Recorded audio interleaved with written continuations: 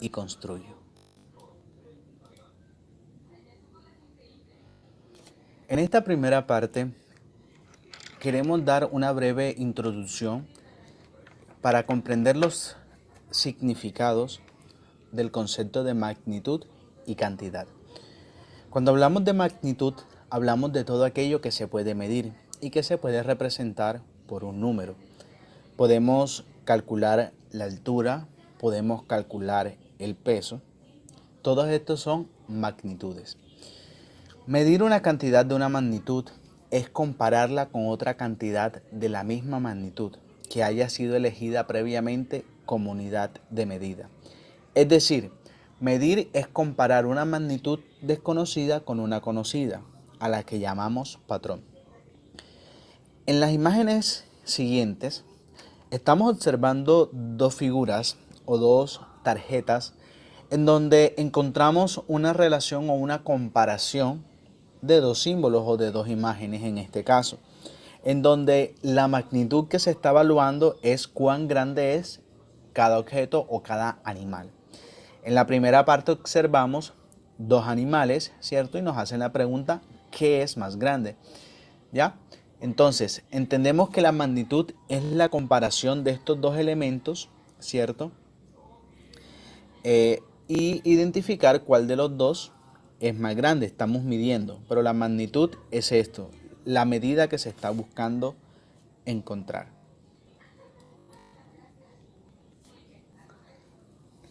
La segunda parte de este primer tema, ¿cierto? Nos habla acerca de la cantidad y dice, la cantidad es el resultado de una medición.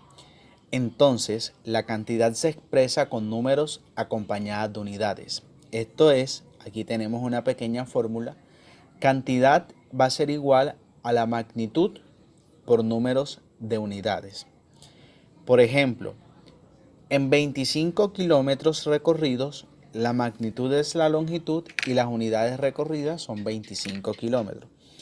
En otras palabras, muchachos, cuando hablamos de cantidad, hablamos la proporción pues que se midió o que se está midiendo. En este caso del ejemplo, la cantidad total recorrida son 25 kilómetros, ¿cierto?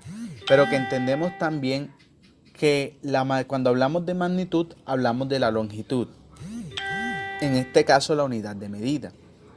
Por consiguiente, en 25 kilómetros, la longitud viene siendo la unidad de medida kilómetros y las unidades recorridas, pues 25. Juntos completan lo que se llama cantidad, ¿cierto?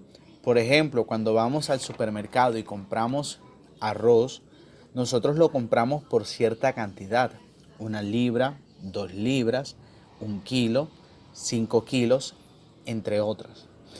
Debemos entender también entonces que cuando hablamos de cantidad hay 4 tipos de cantidad. Entre ellas está la cantidad homogénea, que es cuando hacemos referencia a una sola unidad o sustancia. Por ejemplo, cantidad de gallinas de un galpón, como se muestra aquí. No nos está hablando de animales, sino de un tipo de animal que son las gallinas.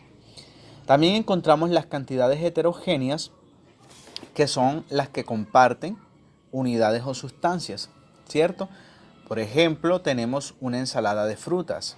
Aunque sea un solo producto, tenemos una combinación de frutas, ¿cierto? Encontramos diferentes tipos de frutas, mango, fresas, entre otras.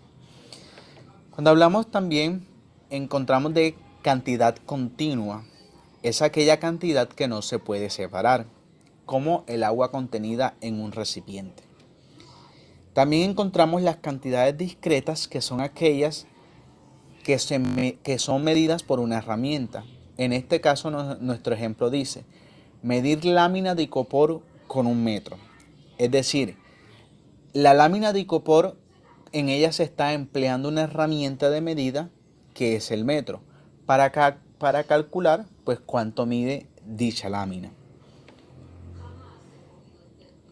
Entonces, a partir de esto comprendemos entonces los conceptos de magnitud y cantidad.